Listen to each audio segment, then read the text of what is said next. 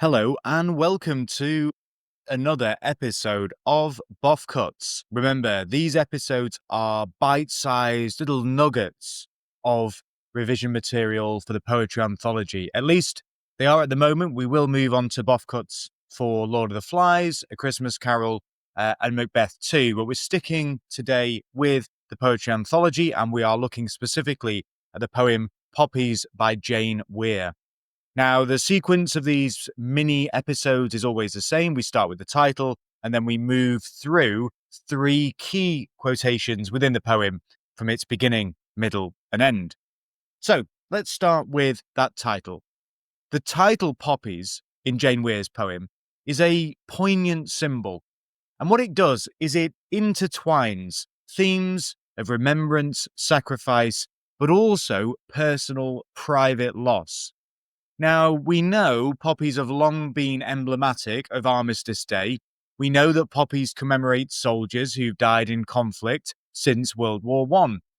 So by choosing this title, Weir immediately evokes that collective act of remembrance associated with these red flowers.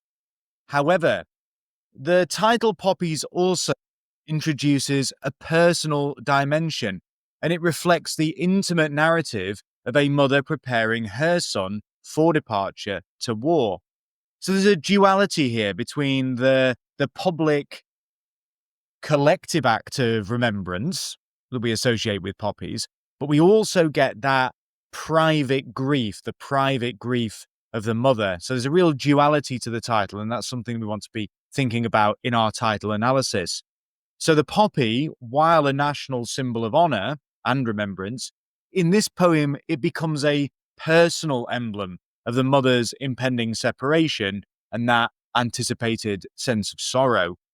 Don't forget, too, that the delicate nature of the poppy itself, its petals and also in its paper form, mirrors the fragility of life, mirrors the fragility of the soldier son's life, but also those transient moments shared between the mother and the son.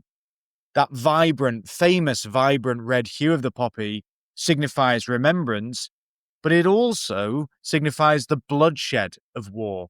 And that reinforces the poem's underlying themes of sacrifice and of loss. So in essence, then, the title Poppies encapsulates the poem's central motifs. It serves to bridge the gap between, on the one hand, collective memory and individual experience, and it highlights the profound impact of conflict on personal relationships. So we're going to move to the first quotation from the poem, and I'm going to go with the line, "Sellotape bandaged around my hand." So in this line, the speaker, a mother, describes an everyday action, but the language is highly loaded, and the diction here is highly purposeful. She's using sellotape, like a bandage, around her hand, like literally to remove cat hairs from her son's clothing as he prepares his departure, presumably, we would assume, for military service. The word bandaged is the word really that stands out. It evokes injury and healing, foreshadowing the hurt to come and symbolizing how the mother is emotionally wounded at the prospect of losing her son. This domestic image is infused, therefore, with the language of war and injury, which is a hallmark of the poem itself, blending household motherly care with references to conflict. The sellotape around her hand also suggests the idea of her holding things together. Perhaps we might extend that to the idea of her holding herself together emotionally, as one would bandage a wound to stop bleeding. Thematically, this quote touches on the impact of conflict on the home front and on family, on the mother specifically. Even in this small act of tidying her son's uniform, war is present in the subtext, the uniform itself, the idea of bandaging. It highlights for us as readers the mother's state of mind. She's already preparing for pain, wrapping herself as if to shield a wound. The phrase captures a moment of tender, almost trivial action, picking off cat hairs, that carries much deeper significance. The imagery shows the mother's love, the mother's care, making sure that he looks smart, free of hairs, and at the same time suggests the preemptive hurt and need for healing that she's starting to feel. There's also a subtle suggestion that the mother is wounded, obviously wounded by the son leaving. She's trying to cope by perhaps focusing on these small tasks, almost keeping herself busy. In the poetic technique being used here, we've got juxtaposition, the juxtaposition of a mundane household object, sellotape, with a term like bandage. And as I've mentioned, that exemplifies the poem's merging of the domestic and military. Here it is a merging, we might say, of domestic and military semantics, reflecting one of the poem's core messages. The effects of war permeate everyday life. This simple quote, then, encapsulates that theme of domestic sacrifice and emotional injury endured by those left behind when loved ones go to war. I'm going to move on now to a second quote. I love this quote. It's very poignant, I feel. I resisted the impulse to run my fingers through the gelled black thorns of your hair. This line occurs as the mother is actually saying goodbye to her son. I resisted the impulse. I think that indicates her inner struggle. She longs to touch her son's hair affectionately, perhaps as she did when he was a little boy. But she holds back to appear strong, remember that line, I was brave, and not smother him as he steps into adulthood and his military role. The description, gelled black thorns of your hair, is rich with connotations. His hair is styled with gel into spikes, which the mother compares to blackthorns. Blackthorns are literally the spiky thorns of the blackthorn bush, but metaphorically, the reference might bring to mind the crown of thorns, since sometimes blackthorn wood is linked to Christian symbolism. This religious allusion suggests sacrifice. In Christianity, of course, the crown of thorns worn by Jesus during the crucifixion is a symbol of suffering and of sacrifice. By likening the boy's short, spiky hair to thorns, perhaps then the mother is unconsciously connecting him to a sacrificial figure. He's about to potentially sacrifice himself, as soldiers do, and endure hardship. The thorns also imply that touching him might hurt somehow, a reflection of the emotional pain she feels in letting him go, and maybe a sign that he's now untouchable in a way, having taken on a role that distances him from her, both emotionally and literally. It's, in a sense then, oxymoronic.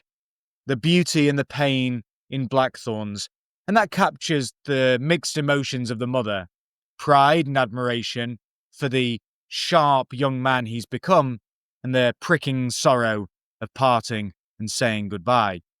This quote illustrates, again, themes of motherly love, sacrifice, and the personal cost of conflict.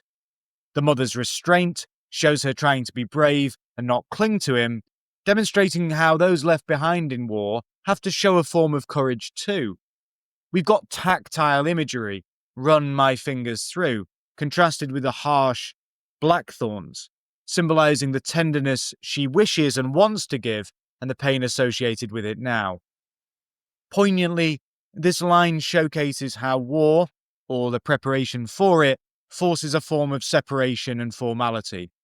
She can't freely mess up his hair as she might have done when he was a child, because he's off to be a soldier, hair, gelled, uniform on. Thus, this quote ties into the poem's message that behind the public bravery of sending a soldier off, there is intimate personal grief and restraint, with the mother making a silent sacrifice of her own feelings for the sake of the son's independence and duty.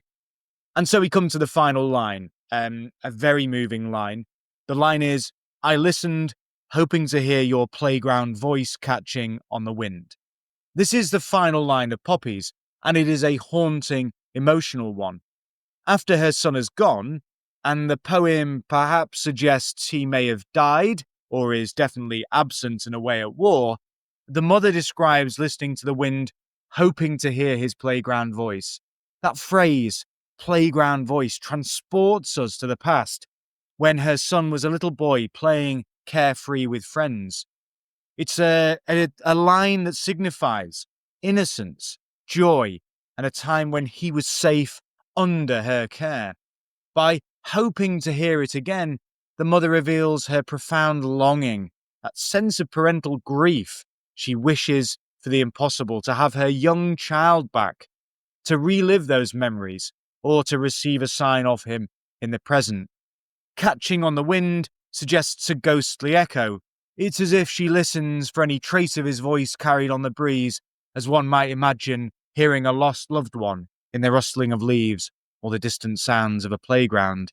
The wind is an invisible force, much like her son's present now, not tangible, a mere memory and a hope. This quote, then, is steeped in the theme of memory and of loss. The mother's identity now is bound up in remembrance. She revisits places, maybe a school playground or a hill referenced by the dove earlier in the poem, to feel close to him. The tone is elegiac and wistful. Think about that present participle, hoping. We use those words, like hoping, those present participles, to indicate an ongoing action. Her hope hasn't ceased, even though rationally she might know she won't literally hear him ever again. And that word, voice, it's key. It's a human element, showing she misses not just the idea of him, but the sound, the presence, his personality. Catching on the wind also implies something fleeting. It's there for a moment. Maybe for a moment she imagines she does hear him in her heart, but it's gone as quickly as the wind blows by. In a broader sense, this line highlights the sacrifice and sorrow of those left behind in conflict. The child's playground voice contrasts with the reality that he likely became a soldier's voice and then fell silent. It underscores how war steals away youth and innocence, not only from the soldiers themselves, but from their families' lives too. As a closing line, it leaves the reader with the image of the mother alone, ears straining for a past that cannot return, an image of grief, of love, and the enduring impact of war on memory. It reinforces yet again the poem's central message that the casualties of war include not just the soldiers on the battlefield, but the emotional well-being of those who love them.